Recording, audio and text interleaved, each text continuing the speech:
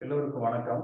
இன்று பார்த்தீங்கன்னா அகில இந்திய அளவுல அந்த G20 என்கிற உலக தலைவர்களை அழைத்து அஹ், அந்த G20 குறித்த மாநாடு டெல்லியில நடந்துட்டு இருக்குது.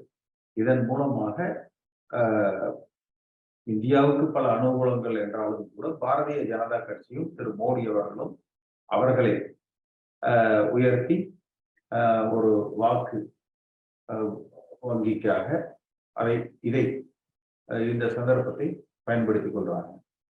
அடுத்து சென்னையில் இன்றைக்கு திரு எடப்பாடி பழனிசாமி அவர்கள் தலைமையில மாவட்ட செயலாளர்கள் கூட்டம் வந்து கூட்டப்படுகிறது. ஒரு கீழ் மட்ட அளவுல வந்து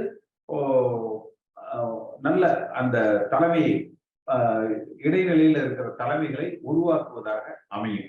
அப்ப இந்த முடிவு என்பது சரியான முடிவாக இருக்குமா, அல்லது எடப்பாடி பழனிசாமி தன்னை சுற்றி இருக்கிறவர்களது பலத்தை குறைப்பதற்காக அவர்கள் ஒன்று சேர்ந்து இவரை எதிர்காலத்துல ஒரு போட்டி நீக்கி விடுவதற்கு இவர் எப்படி சசிகலாவை நீக்கினார், அது போன்ற வாய்ப்புகள் இருக்கா? அந்த வாய்ப்புகளை அடைப்பதற்காக இது போன்ற ஒரு முயற்சி எடுக்கிறாரா? உண்மையிலேயே இது வந்து பலன் தருமா என்பது வந்து நம்ம பார்க்கணும். அடுத்து பாஜகவுக்கும் திமுகவுக்கும் அந்த சித்தாந்த மோதல், அதன் மூலமான அரசியல் என்பது வந்து இப்ப இந்த G20 தற்காலிகமாக நிறுத்தி வைக்கப்பட்டிருக்கிறது. அந்த சித்தாந்த மோதல் தேர்தல் களத்துல எதிரொலிக்குமா? அப்படி தேர்தல் களத்துல எதிரொலிக்கிற பொழுது அது யாருக்கு சாதகமாக அது வந்து அமையும்? ஏன்னா இன்னும் சில மாதங்களில், இன்னும் ஒரு 6 மாதம் அதிகபட்சம், அல்லது ஒருவேளை வருகிற நவம்பர் டிசம்பர் மாதங்களிலேயே நாடாளுமன்ற தேர்தல் நடந்துவிடும் என்கிற ஒரு கணிப்பு இருக்கு. அதே போல சட்டமன்ற தேர்தலும் அந்த ஒரே நாடு ஒரே தேர்தல் என்கிற கோஷத்தின் அடிப்படையில சட்டமன்ற தேர்தலும் நாடாளுமன்ற தேர்தலோடு இணைந்து நடத்தப்படுவதற்கான வாய்ப்புகள் அதிகமாக இருக்கு.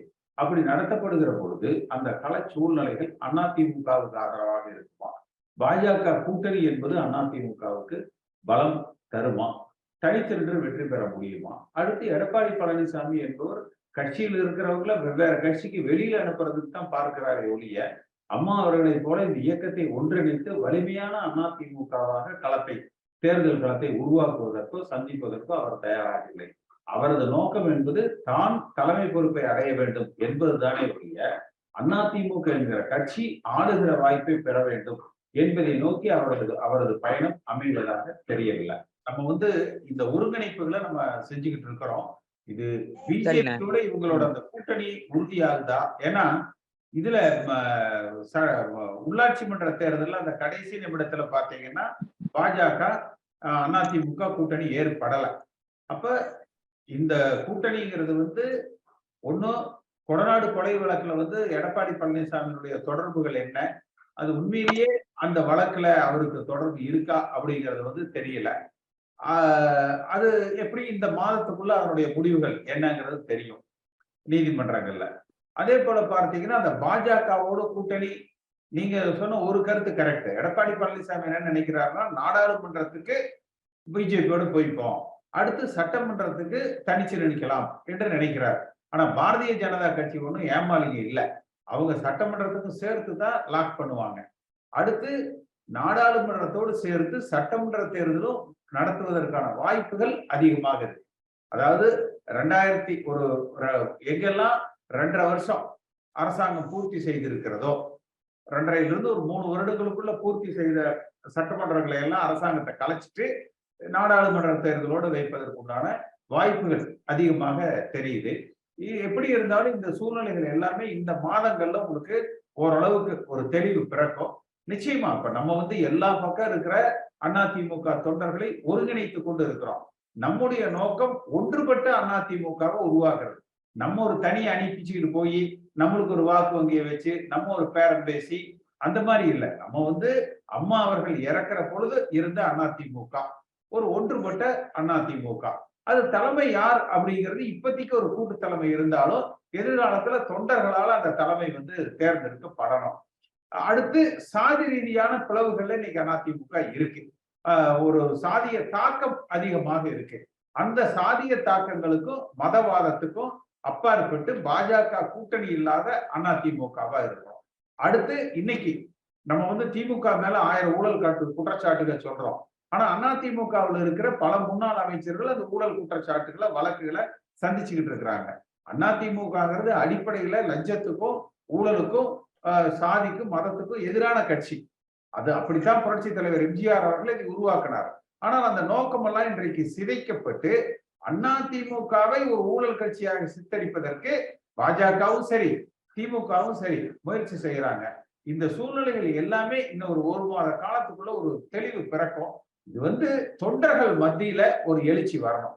என்னதான் நம்ம பேசினாலும் என்னதான் வந்து நம்ம சுற்றுப்பயணம் போனாலும் அந்த தொண்டர்கள் அவர்களிடத்துல ஒரு எழுச்சியை உண்டாக்கணும். அதை நோக்கித்தான் நம்ம பயணிக்கிறோம். இல்ல அதாவது தலைமைங்கிறது நம்ம நினைக்கிறது தொண்டர்களால தேர்ந்தெடுக்கப்படணும். இப்ப வந்து இல்ல நான் தலைமை தாங்கிற எல்லாரும் என் பின்னாடி வாங்கன்னு சொல்லி இப்படியே 10 பேர் கிளம்புனா என்ன ஆகுதுன்னா 10 பிட்டு பிட்டா போயிடும், செதறி போயிடும், கட்சி வந்து செதறி போயிடும். யார் தலைமைங்கிறத முதல்ல ஒன்றுபட்ட அதிமுக உருவாக்கப்படணும். அடுத்து அந்த ஒன்றுபட்ட அதிமுகவுக்கு யார் தலைமைங்கிறத தொண்டர்கள் தீர்மானிக்கணும். ஒவ்வொருத்தரும் அவங்கவுங்களே இல்ல இது என் தலைமை தான், எல்லாரும் என் பின்னாடி வாங்க, அந்த மாதிரியே போய்கிட்டு இருந்தா கட்சி காணாம போயிடும். அப்ப நோக்கம் அப்படிங்கிறது ஒன்றுபட்ட அதிமுகவை உருவாக்கணும். அடுத்து அந்த தலைமைங்கிறது தொண்டர்களால தேர்ந்தெடுக்கப்படுகிற தலைமையாக இருக்கணும். அப்படி தேர்ந்தெடுக்கப்படுகிறவர் சாதி மதத்துக்கும் லஞ்ச ஊழலுக்கும் அப்பாற்பட்ட நபராக இருக்கணும். பிஜேபியை கண்டு பயப்படாத ஆளா இருக்கணும். மத்திய மாநில அரசாங்கத்தை கண்டு பயப்படாத ஆளா இருக்கணும். துணிச்சலோட இந்த இயக்கத்தை வழிநடத்தக்கூடிய தகுதியும் திறமையும் நேர்மையும் மக்கள் மத்தியில ஒரு நல்ல அங்கீகாரமும் கொண்ட மனிதராக இருக்கணும். நம்ம அதை நோக்கித்தான் நம்ம வந்து பயணிக்கிறோம். 2 ஜே அணிகள் 2 இணையிற பொழுது அன்னைக்கு நான் சட்டமன்ற உறுப்பினர், இந்த இணைப்புக்கு உண்டான இந்த பேச்சுவார்த்தைகளை நானும் கலந்துருக்கிறேன். அப்ப எல்லாருமா சேர்ந்து இல்ல இவங்க தலைமையில இயங்குவோம். அப்ப கொடுத்த ப்ரப்போசல் வந்து ஜானகி அம்மாவை கட்சிக்கு தலைவராகவும் ஜெயலலிதா அம்மாவை வந்து கட்சிக்கு பொதுச் செயலரும் வச்சு இயங்கலாம்னு முதல்ல பேசி முடிச்சாங்க. அப்படி பேசி முடிக்கிற பொழுதுதான் ஜானகி அம்மா இல்ல வேண்டாம், அவர்களே இருந்து இதை வழி நடத்தட்டும் சொல்லிட்டு அந்த அம்மா வந்து விட்டு கொடுத்துட்டாங்க. அப்ப விட்டு கொடுத்த போது இவங்க தலைமைக்கு அதிமுக வந்தது, ஜெயலலிதா அம்மா தலைமைக்கு. ஆனா அதை ஏத்துக்க மாட்டேன்னு சொல்லிட்டு ஆரம் வீரப்பன், பொன்னையன், காளிமுத்து போன்றவர்கள் வந்து ஏத்துக்கல. அப்ப அவங்க தனிச்சு இருந்தா PH பாண்டியன் எல்லாருமா. ஆனா ஜெயலலிதா அம்மா என்ன பண்ணாங்கன்னா அந்த ஆரம் வீரப்பனை கூப்பிட்டு பேசி அவரையும் கட்சியில இணைத்து அவரை சட்டமன்ற உறுப்பினராக்கி அமைச்சராக்கி கட்சியை வலிமைப்படுத்தினாங்க. ஜெயலலிதா அம்மாவுக்கும் ஆரம் வீரப்பனுக்கும் இருக்கிற அந்த தகராறு சண்டைங்கிறது புரட்சி அதிமுக ஆரம்பிக்கிற காலத்துல இருந்து இருக்கிறது. அது ஆனா இருந்தாலும் இந்த கட்சி நல்லா இருக்கணுங்கிறதுக்காக அதை விட்டு கொடுத்து போய் அதை ஒருங்கிணைச்சாங்க.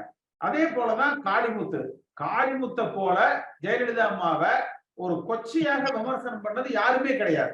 ஆனா அதே காளிமுத்த சட்டமன்றத்துல சபாநாயகராக உட்கார வச்சு அந்த காளிமுத்தை பார்த்து தினம் ஜெயலலிதா அம்மா கையெடுத்து கும்பிட்டாங்க. அந்த சபாநாயகர் இருக்கைய பார்த்து முதலமைச்சராக இருந்தவங்க கையெடுத்து கும்பிட்டாங்க. அவர் மனதில் வந்து இல்ல இவர் நம்மளை கடந்த காலத்துல திட்டி இருக்காருன்னு அவங்க நினைக்கல. அதே போலதான் PH பாண்டியன், அதே போலதான் பொன்னையன். அப்ப என்னன்னா நீங்க 100க்கு 100% ஏற்றுக்கொள்ளுகிற தலைவர்கள் யாரும் இருக்க மாட்டாங்க.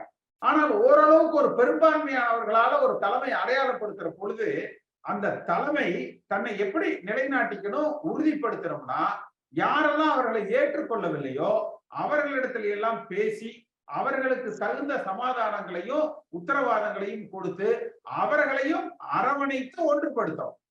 அதுதான் நம்ம சொல்றோம் ஒன்றுபட்ட அதிமுக. அதுல எல்லோராலும் ஏற்றுக்கொள்ளப்படுகிற தலைவர். 100க்கு 100 ஏற்றுக்கலைனால ஒரு 90% பேர் ஏற்றுக்கொள்கிறார்கள். அப்போ ஒரு 10% ஏற்றுக்கல. அப்ப அந்த 10%த்தையும் தன்புறம் இந்த இயக்கத்துல ஒன்றிணைக்கக்கூடிய தலைமையா இருக்கணும். ஆனா எடப்பாடி பழனிசாமி என்ன நினைக்கிறாருன்னா நீ திமுகவுக்கு போயிடு, நீ பிஜேபிக்கு போயிடு, நீ காங்கிரஸுக்கு போயிடு, நீ இந்த கட்சியிலேயே வேண்டாம். இப்ப நீ பல இடத்துல சொல்லியிருப்பாரு, அவரே பத்திரிகை பேட்டியிலேயே சொல்லியிருப்பாரு, இவங்களெல்லாம் நான் சேர்த்த மாட்டேன், இவங்கெல்லாம் வந்து இந்த கட்சிக்கு தேவையில்லை. அது வந்து இது வந்து நம்ம சொந்த அதிமுகங்கிறது எடப்பாடி பழனிசாமிக்கு எம்ஜிஆரால பட்டா போட்டு கொடுக்கப்பட்ட சொத்து அல்ல. இது 1.5 லட்சம் 1.5 கோடி தொண்டர்களால உருவாக்கப்பட்ட இயக்கம். அந்த இயக்கத்துல ஒருத்தர் இருக்கணுமா இருக்க வேண்டாமான்னு முடிவு செய்யற அதிகாரம் எடப்பாடி பழனிசாமிக்கு கிடையாது. ஏன்னா எல்லோருமே ஒவ்வொரு காலகட்டங்கள்ல ஒவ்வொரு சூழ்நிலைகள்ல ஒவ்வொரு விதத்துல இந்த இயக்கத்துக்காக தன்னுடைய உழைப்பை, பணத்தை, வேர்வையை சிந்தினவங்க, தியாகத்தை செய்தவர்களாக இருப்பாங்க. அவ்வளவு பேரையும் அங்கீகரித்து ஒருங்கிணைக்கிற அந்த பண்பாடு, பக்குவம் இல்லாததுனாலதான் நம்ம என்ன சொல்றோம். அப்புறம் ரெண்டாவது, அதிமுக எந்த காலத்திலையுமே இவ்வளவு சாதிய பாகுபாடுகள் இருந்ததில்லை. சாதி ரீதியா அதிமுக இன்றைக்கு அது வெளிப்படையாக சொல்லப்படாவிட்டாலும் கூட சாதி ரீதியா உள்ளுக்குள்ள ஒரு மன வேறுபாடுகள் இருக்கு. அதே மாதிரி நீங்க ஜெயலலிதா அம்மா தலைமைக்கு வரும்போது அவங்க மேல ஏதாவது ஊழல் குற்றச்சாட்டுகள் இருந்ததா? பின்னாடி ஆட்சி நடந்து முடிஞ்சதுக்கு அப்புறம் இருந்தது. ஆனால் அவர்கள் தலைமைக்கு வரும் பொழுது, வலிமையான அதிமுகவாக உருவாக்குற பொழுது அவங்க மேல எந்த ஊழல் குற்றச்சாட்டு இல்ல, லஞ்ச குற்றச்சாட்டுகள் இல்ல. அவங்க இன்னைக்கு சனாதனம் பேசுறாங்க. ஜெயலலிதா அம்மா சட்டமன்றத்துல சொன்னாங்க, நான் பாப்பாத்தி தான், ஆனா திராவிட கட்சிக்கு நான் தலைவராக இருக்கிறேன், அதுதான் அதிமுக. அப்ப ஆனா அந்த ஜெயலலிதா அம்மாவுக்கு தான் சமூக நீதி காத்த வீராங்கனைன்னு தி.க. வீரமணி பட்டம் கொடுத்தார். அப்ப அவர் ஒரு பிராமண சமுதாயத்தை சார்ந்தவராக இருந்தாலும் கூட அந்த திராவிட பாரம்பரியத்தை, திராவிட கொள்கைகளை அந்த வழியில அதிமுகவை உறுதியாக வழி நடத்தினார். பாஜகவுக்கு எதிரான நிலைப்பாட்டை எடுத்தார். கடுமையாக பாஜகவுக்கு எதிரான நிலைப்பாட்டை எடுத்தார். ஏன்னா ஒரே ஒரு தேர்தல் 2004 நாடாளுமன்ற தேர்தல் நினைக்கிறேன். அந்த பாஜக அந்த இந்துத்துவ சித்தாந்தங்கள் மாற கிராம தேவதைகளுக்கு ஆடு கோழி பலியிடக்கூடாது, அந்த மாதிரி கொஞ்சம் அந்த பாஜக ஆதரவு நிலைப்பாடு போல தெரிஞ்சது. அந்த தேர்தல்ல படு பயங்கரமான தோல்வியை அதிமுக சந்திச்சது. ஆனால் அதற்கு பிறகு வந்த அவ்வளவு தேர்தல்களிலும் பெருவெற்றியை பெற்றது. அதற்கு காரணம் பாஜக எதிர்ப்பு, திராவிட கொள்கைகள், ஒன்றிணைக்கப்பட்ட அதிமுக, ஊழலுக்கும் லஞ்சத்துக்கும் சாதிக்கும் மதத்துக்கும் அப்பாற்பட்ட அதிமுக. இப்படி அந்த அதிமுகவை கட்டுப்பாட்டோட கட்டமைக்கணும், வழிநடத்தணும், ஒருங்கிணைக்கணும் என்பதை நோக்கித்தான் நம்ம பயணிச்சுக்கிட்டு இருக்கோம். எடப்பாடி பழனிசாமியை பிடிச்சு யாரும் அவரை ஏத்துக்கல. அதிமுக தொண்டனுக்கு உயிர் நாடி என்னன்னா ரெட்டலை சின்னம், கட்சி பெயர், கொடி, தலைமை கழகம், இது எங்க இருக்குதோ அதுதான் அதிமுகன்னு நினைக்கிறாங்க. அப்ப அந்த இவையெல்லாம் இன்னைக்கு எடப்பாடி பழனிசாமி கையில இருக்கிற மாதிரி பாரதிய ஜனதா கட்சி கொடுத்து வைத்திருக்கிறாங்க. அவங்க அதுக்கு ஆதரவோட அது நிக்குது. அப்ப எடப்பாடி பழனிசாமியை பிடிச்சு பெரும்பாலானவங்க கிடையாது. இன்னும் சொல்ல போனா பிடிக்காதவங்க பெரும்பாலானவங்க இருக்கிறாங்க. ஆனா இன்னைக்கு சின்னம் எங்க இருக்குதோ அந்த சின்னத்து பக்கம் நம்ம இருக்கணும். தேர்தல் காலத்துல ரெட்டலை சின்னத்துக்கு தான் வாக்கு என்பதால அவங்க இருக்கிறாங்க. ஒண்ணு, இதையெல்லாம் தாண்டி நீங்க சொல்ற மாதிரி அவர் வலிமையான தலைவராகவே நம்ம எடுத்துக்கிட்டா கூட ஒரு வாதத்துக்கு நான் சொல்றேன். எப்படி கருணாநிதி அவர்கள் திமுகவை கைப்பற்றினாரோ அதே வழியில எடப்பாடி பழனிசாமி அதிமுகவை கைப்பற்றி இருக்கிறார். எப்படி கருணாநிதியால ஒரு 10 ஆண்டுகளுக்கு மேல 10-15 ஆண்டுகள் அந்த ஆட்சிக்கு வர முடியலையோ, அது போல எடப்பாடி பழனிசாமியால அதிமுகவை ஆட்சிக்கு கொண்டு வர முடியாது. ஏன்னா ஆட்சிக்கு வரணும்னா ஒரு தொகுதியில ஜெயிக்கணும்னா 1.5 லட்சம் ஓட்டு வேணுங்க, 1 லட்சம் ஓட்டுக்கு மேல வேணும். ஆனா ஒரு தொகுதியில தோற்கிறதுக்கு 1000 ஓட்டு வித்தியாசம் இருந்தா போதும், 100 ஓட்டு வித்தியாசம் இருந்தா போதும். அதனாலதான் எம்ஜிஆரும் சரி, ஜெயலலிதா அம்மாவும் சரி, எல்லா அரசியல் தலைவர்களுமே ஒரு ஓட்டு கூட சிதறக்கூடாதுன்னு சொல்லிட்டு எல்லாரையும் அந்த அரவணைத்து ஒருங்கிணைக்கிற அந்த தன்மையை வச்சிருந்தாங்க. ஆனா எடப்பாடி பழனிசாமிக்கு அந்த ஒருங்கிணைக்கிற தன்மை இல்ல. இவர் அதிமுகவுக்கு தலைமை தாங்கிறவங்க எம்ஜிஆரை போல, ஜெயலலிதா அம்மாவை போல முழுமையாக இல்லாவிட்டாலும் அந்த பாதையில் பயணிக்கணும். கருணாநிதி பாதையில் பயணிக்கிற எடப்பாடி பழனிசாமி ஒரு நாளும் அதிமுக தலைவராக நிக்க முடியாது. அடுத்து இவர் கையில இருக்கிற இந்த ரெட்டலை சின்னமும் கட்சி பெயரும் பாஜக கொடுத்து வச்சிருக்கிற அவங்க ஆதரவுல நிக்கிறது. இப்ப எடப்பாடி பழனிசாமி சட்டமன்றத்துக்கு பாஜக கூட்டணி இல்லைன்னு சொல்லட்டுங்க, தூக்கிக்குள்ள போட்டுருவாங்க. இவர் இருக்க முடியாது. அந்த ரெட்டலையில கையெழுத்து போடுற அந்த அதிகாரம் இவர் பக்கம் நிக்காது. அப்ப டெம்பரவரியாக இதை கொடுத்திருக்கிறாங்க. ரெண்டாவது, எல்லாத்தையும் தாண்டி ஜெயலலிதா அம்மா தலைமை பொறுப்புக்கு வர்ற பொழுது அந்த அம்மாவுக்கு வயசு என்னங்க? 39 40 வயசு. அவங்க 70 வயசு வரைக்கும் 69 வயசு வரைக்கும் ஒரு 30 ஆண்டு காலம் இந்த கட்சியினுடைய தலைமை பொறுப்புல இருந்தாங்க. எடப்பாடி பழனிசாமிக்கு இப்ப கிட்டத்தட்ட 70 வயசு.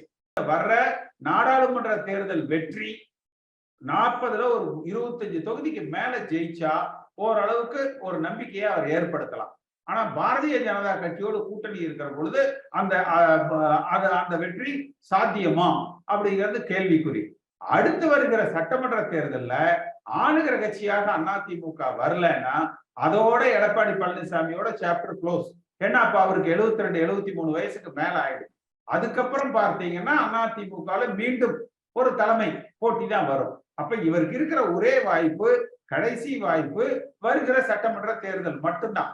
அதுக்கு முன்னோட்டமாக நாடாளுமன்ற தேர்தலில் தன்னை நிரூபித்தாகணும். அப்ப அதுக்கு ஒன்றுபட்ட அதிமுக உருவாக்கப்பட்ட ஆகணும். இதுக்கு எல்லாமே அவரது நடைமுறைகள், அதாவது சூழ்நிலைகள் எடப்பாடி பழனிசாமிக்கு சாதகமா இருக்குது. ஆனால் அந்த சூழ்நிலைகளை எடப்பாடி பழனிசாமி சரியா பயன்படுத்திக்கிறாரா அப்படின்னா இல்ல. அதுதான் பிரச்சனை. அதாவது சவுக்கு சங்கர் பேசுறது எல்லாம் கேட்கறதுக்கு இன்ட்ரெஸ்டா இருக்குங்க. இதே சவுக்கு சங்கர் எடப்பாடி பழனிசாமி முதலமைச்சராக இருந்த பொழுது எடப்பாடி பழனிசாமி என்ன பேசியிருக்காருன்னு பாருங்க. கொடநாடு வழக்குல அந்த தனபாலுங்கிறவரு மனநோயாளின்னு சொல்லி முந்தா நாள் சவுக்கு சங்கர் பேசுறாரு. நேத்து அதையே சேலம் இளங்கோவன் பேசுறாரு. அப்ப சவுக்கு சங்கர் எடுத்து கொடுக்கிறாரு. அதை இவங்க இது பண்றாங்க. இதுல யாரு அவங்களுக்கு பதில் சொல்றது இல்ல. இப்ப அவங்க சொல்றாங்க அந்த தனபால் மனநோயாளின்னு சொல்றாங்க. இப்ப அவன் நாளைக்கு வந்து ஸ்டேட்மெண்ட் கொடுக்குறான். ஆமாங்க, நான் மனநோயாளி ஆனதே எடப்பாடி பழனிசாமி நேரதாங்க. என் தம்பி இறந்துட்டான். அடுத்து எனக்கும் கொலை மிரட்டல்கள் வந்து வருது. அதனால நான் மனதளவோட சிதைந்து போயிட்டேன். இந்த என்னுடைய மனச்சிதைவுக்கு காரணமே எடப்பாடி பழனிசாமி தான் அப்படின்னு சொல்லி போய் அவன் சொன்னான்னா, அதனால சவுக்கு சங்கர் பேசுறது நீங்க பேசுறீங்கன்னா உங்க கருத்தை நான் கேட்கிறேன். ஏன் கருத்தை நீங்க கேட்கறீங்க. என்கிட்ட இல்ல என்கிட்ட நான் சொல்றதுல இருக்கிற தவற நான் நீங்க திருத்துறீங்க. நீங்க சொல்றதுல இருக்கிற சில குறைபாடுகளை நான் திருத்துறேன். அப்ப நம்ம ரெண்டு பேருமே பேசி ஒரு முடிவுக்கு வர்றோம். பாக்குறவங்க கேட்கறவங்க ஒரு முடிவுக்கு வர்றாங்க. யூடியூப்ல அப்படி கிடையாது இல்லைங்க. போற போக்குல சவுக்கு சங்கர் அடிச்சு விட வேண்டியதானே. அது கிடையாது இல்ல. அப்ப என்ன அது கொஞ்சம் கரெக்டா தான் இருக்குமோன்னு. அது எப்பவுமே நாளைக்கு இன்னொருத்தர் ஆமாங்க அந்த தனபால் மனநோயாளி ஆனதே எடப்பாடி பழனிசாமி தம்பி கொண்டு விட்டான். இந்த அலை எப்ப வேணாலும் கொண்டு வருவான் அப்படிங்கிற அந்த மரண பயத்துல தாங்க அவன் மனநிலை சரியில்லாம போச்சு அப்படின்னு சொல்லி பாருங்க. ஆமா இப்படி கூட இருக்கும்ல அப்படின்னு அப்படியே மாறிடுவாங்க. அது வந்து ஒரு நிலையானது அல்ல. அதிமுக கட்சி வலிமையானது. அதிமுக தொண்டர்கள் வலிமையானவர்கள், வாக்காளர்கள் வலிமையானவர்கள். அதனால வந்து சும்மா ஒரு சவுக்கு சங்கரை வச்சும் பாண்டையர் வச்சும் சொல்றதுக்காக எல்லாம் யாரும் ஓட்டு போட மாட்டாங்க. அதாவது தொண்டர்கள் ஓட்டு போடணும். ஒன்றுபட்ட அதிமுகங்கிறது அம்மா காலத்துல எம்ஜிஆர் காலத்துல யாரெல்லாம் இந்த இயக்கத்துல இருந்தாங்களோ எல்லாரும் ஒன்னா இருக்கணும் அப்படிங்கிறது. அந்த ஓட்டு செதறக்கூடாது. அவங்க இல்லைன்னா மறைமுகமா எதிர்த்தரப்புக்கு வேலை செய்வாங்க. அதை தடுக்கலாம்ல. இப்ப நம்ம ஆட்சி அதிமுக ஆட்சி அமைக்கணும் அப்படின்னு வர்ற பொழுது ஒவ்வொரு ஓட்டு முக்கியம். நீங்க நாவலரை விட நான் எம்ஜிஆர் அதிமுக இருந்து அந்த திமுக இருந்து நீக்கிறதுக்கு முன்மொழிஞ்சதே நாவலர் தான். ஆனா அதிமுக சேர்த்தலையா? எம்ஜிஆர் திமுக இருந்து நீக்கினதுக்கு முயற்சி செஞ்சது பாவு சண்முகம். அந்த பாவு சண்முகத்தை எம்ஜிஆர் அதிமுக சேர்த்தலையா? ஏன்? நீங்க எதிராளியினுடைய பலத்தை குறைக்கணும். எதிராளி இருப்பவங்களது எண்ணிக்கையை குறைக்கணும். அப்ப நம்ம பக்கம் வாக்கு சிதறக்கூடாது. இதெல்லாம் இல்லாம நீங்க எப்படி ஆளுங்கட்சியா வர முடியும் சொல்லுங்க? நம்ம கோஷ்டி நடத்துறோமா கட்சி நடத்துறோமா? சேலம் மாவட்டத்துல கட்சிக்குள்ள ஒரு கோஷ்டி நடத்துறதுக்கு எடப்பாடி பழனிசாமி செய்யறது சரி. ஆனால் அதிமுக என்கிற கட்சிக்கு தலைமை பொறுப்புக்கு ஆளுகிற கட்சியாக அதிமுக உருவாக்குறதுக்கு அவர் செய்யறது சரியா? மனப்பூர்வமான நன்றி. இந்த காணொலியை காணும் தமிழ் உள்ளங்களுக்கு ஒரு அன்பான வேண்டுகோள். சேனலை சப்ஸ்கிரைப் பண்ணிட்டீங்களா? பண்ணலனா மறக்காம சப்ஸ்கிரைப் பண்ணுங்க. சப்ஸ்கிரைப் பட்டனையும் பெல் ஐக்கனையும் உடனடியாக கிளிக் பண்ணுங்க. உங்கள் அன்பும் ஆதரவும் என்றைக்கும் எங்களுக்கு தேவை. நன்றி.